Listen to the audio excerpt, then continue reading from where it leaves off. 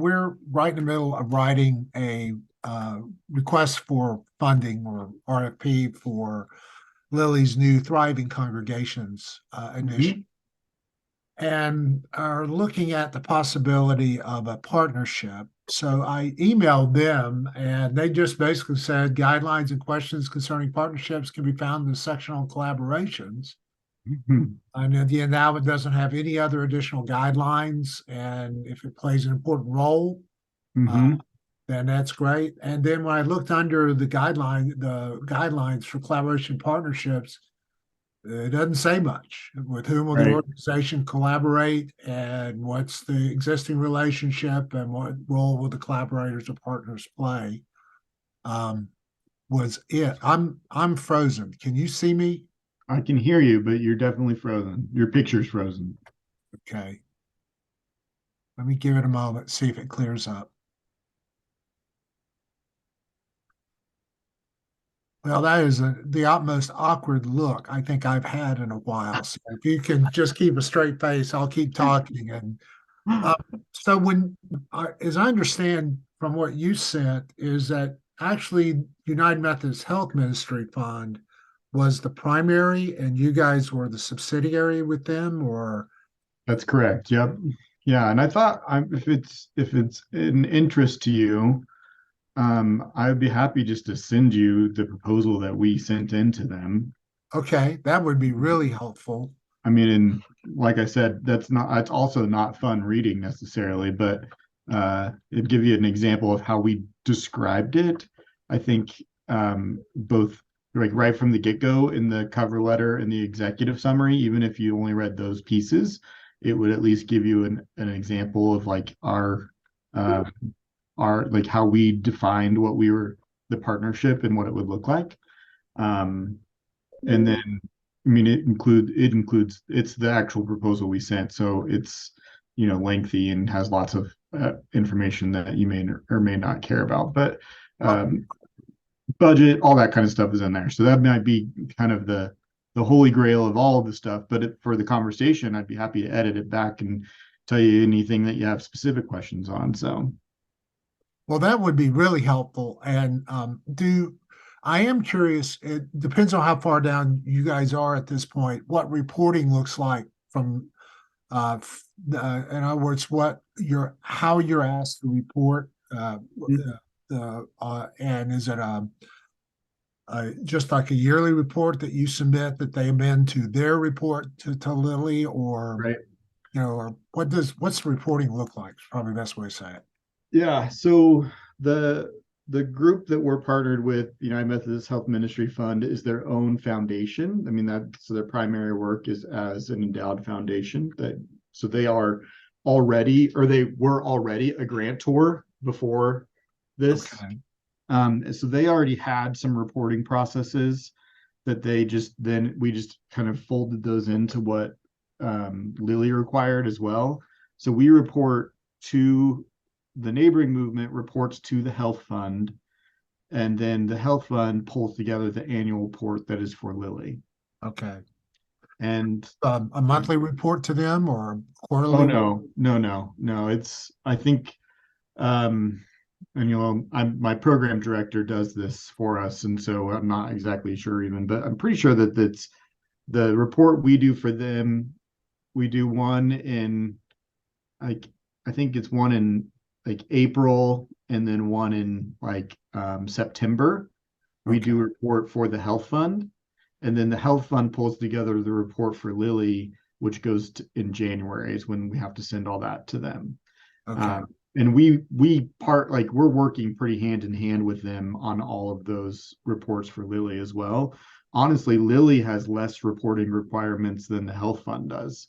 Um, we've found Lilly to be an incredibly hands-off funder, and we our like budget that we send them every year, there's like 6 line items total for the whole, it's $1 million budget over 5 years, and there's only 6 line items that we're handing in, so there's a lot of wiggle room within that. And it's not been a problem at all. So Well, that's pretty amazing. Probably one way to think about it, but Any, I'm probably one of those kinds of people. We are in the middle of a major grant already, so this would be a second Mhm. grant for us. It's a very small report that you submit. Does your report have both accounting for the funding as well as kind of an oral of what you've accomplished during the Yep. report schedule? Yes, they have it's kind of like a lot of these grants, right? You got to give some narrative each time, and then the budgeted versus the actual, and if there's carryover, how you're going to deal with that. They're really more concerned.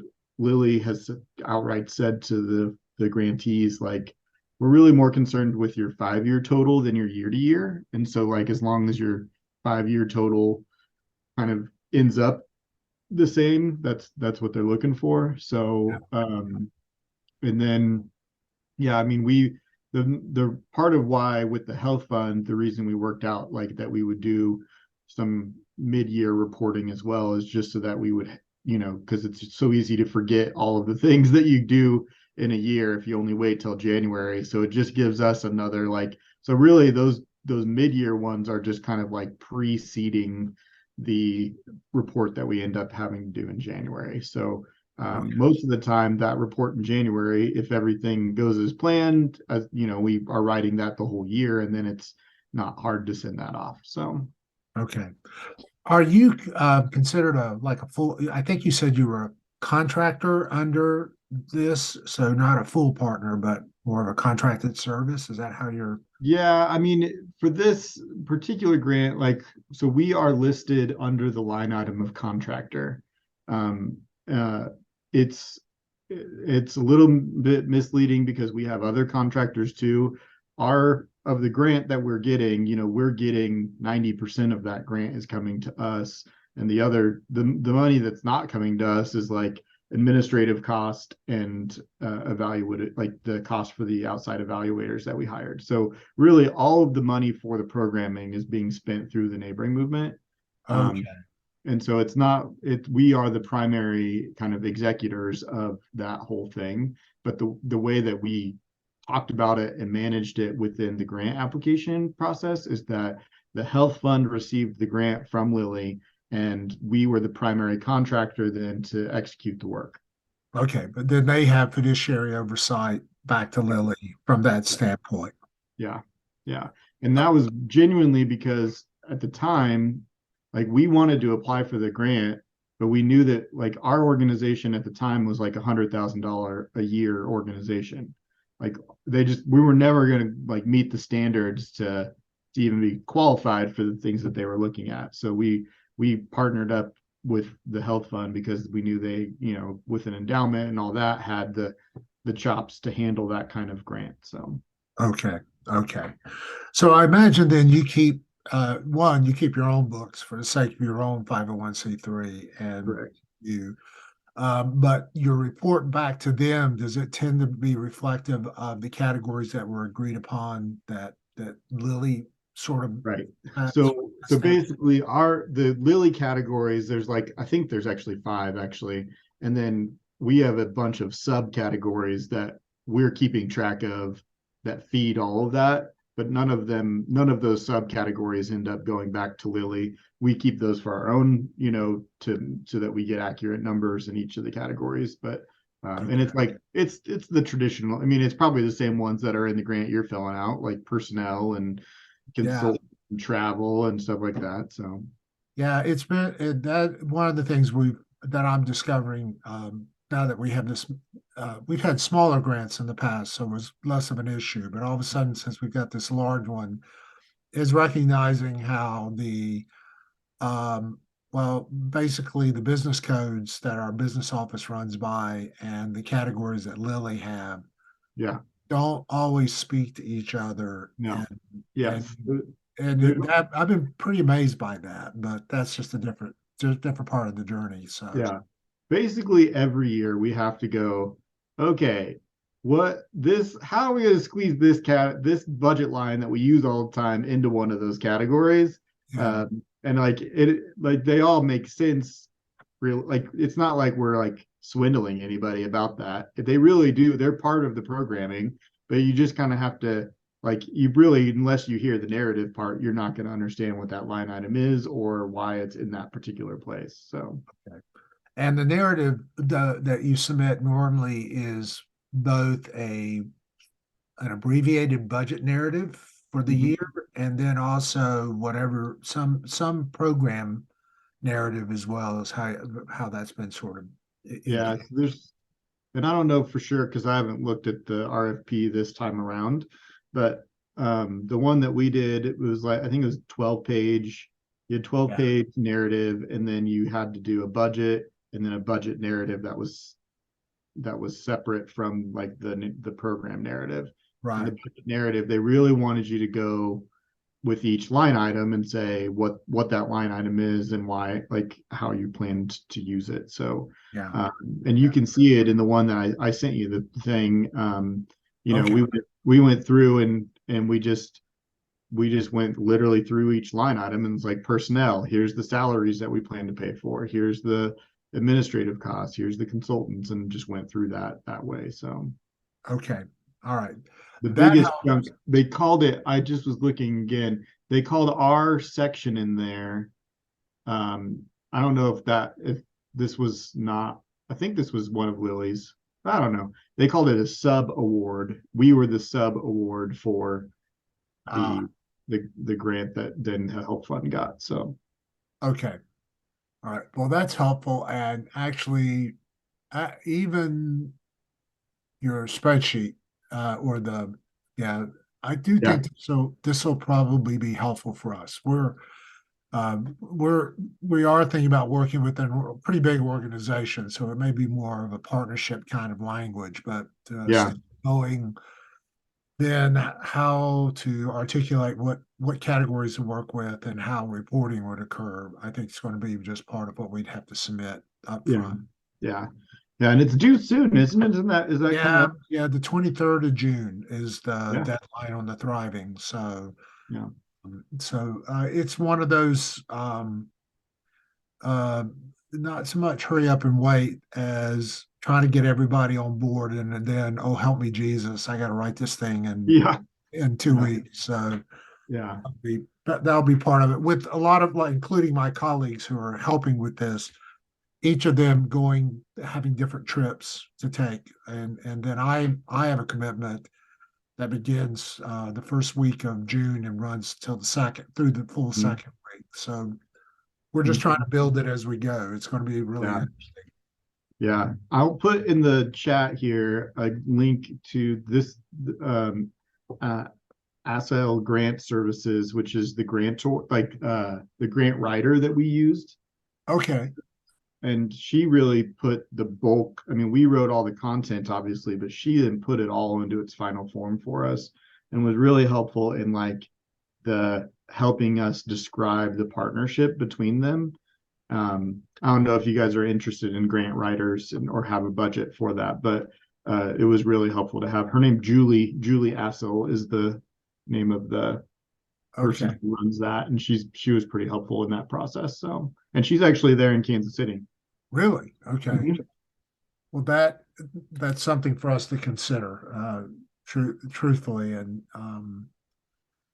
uh, like many organizations, once now that we've moved to a new level of receiving grants, we've had several that were reasonable in size, but this is the first time as an organization we've realized that we're in a different space Mhm. just with the one we've got that we're working with right now, and could easily be facing the possibilities of building capacity through partnerships that we've never had an opportunity to engage in before. So, Yeah, yeah, yeah. okay, I mean, that's totally. You know, when you get funding from someone like Lilly, and you can show up and say, yeah, this program is funded by the Lilly Endowment. Suddenly, everybody's like, oh, well, you must be a legit organization that people yeah. trust. So, Well, it's really it's one of the most interesting things, which all I can figure is that during COVID, Lilly must have made a lot of money because they've launched, I don't know, 5 or 6 initiatives, with and, and huge dollars. huge dollars attached to every one of them. Yeah, And you know as well as I do that normally that means if they don't spend this money, they don't disperse it, then the government gets part of it back right, out of right. out of it. So that won't be that way forever, and it's really how you think through the wise stewardship of these first initiatives. Maybe you'll set a Yeah, tone down the road. So we'll see. yeah, yeah, yeah. We're waiting. We applied. They did that Christian parenting one. Did you see that one that went through? Yeah, actually, the one we received is the children with worship and prayer. Oh, nice. It's a Yeah, newer invitation version that will probably then be an open call. Um, I would imagine 2 to 3 years down the road, very much yeah. like the thriving one now is the open call from our previous. Right, right. That part. I'm starting to learn. I do have a friend, just so you know, that was in the first round of the parenting who received it. Mm-hmm. There's no two organizations. So if you've Yeah, got a point of curiosity at some point, to keep me, just email yeah. me if you want me to make a connection with you. One of them here in Kansas City is Youth Front, which is Oh, yeah. I know Youth Front. independent ministry that received the parenting grant. The other is a school, which is Olivet Nazarene University. So Yeah, different types of locations for these things. yeah. That's terrific. Yeah, we. I mean, like all of them, you don't know till you know if you get it or not. But it's just once you get in the system, I like it definitely boosts the confidence when you're applying for them. Yeah, Be like, and yeah, and and I wrote one, well, co-wrote it that we did not get, but it set the tone then for the next time around being invited into it. So we're yeah, just, I mean, it's not something our school has an entire grant towards office. As a seminary, we're not that large, but we're starting to ask, how does this change the way we think about not getting money into the building, but think about doing academics in a way that we can fund research as we go forward. And that's part of our major conversation at this point. nice, nice. Well, very cool. Well, we'll. It's good to make the connection, and yeah, I hope that it works out for you all. And we can always look for each other at the next Lilly gathering, I guess. Yeah, and I will do that. And my prayers to you guys and finishing out your application at this point Yeah, too. So, yeah. um, well, I do appreciate you sharing. I mean, I hope you hear that Oh, for sure. we're always writing in the blind, so to speak. Yeah, for And the sure. more you see what other people have done that's been approved, the more Yeah, comfortable you are in what you're trying to put together. I So, think that's absolutely true. And we've benefited from others who've done that for us. So it's like, yeah, take uh, it, run, go with it. So well, thanks for the time you and bet.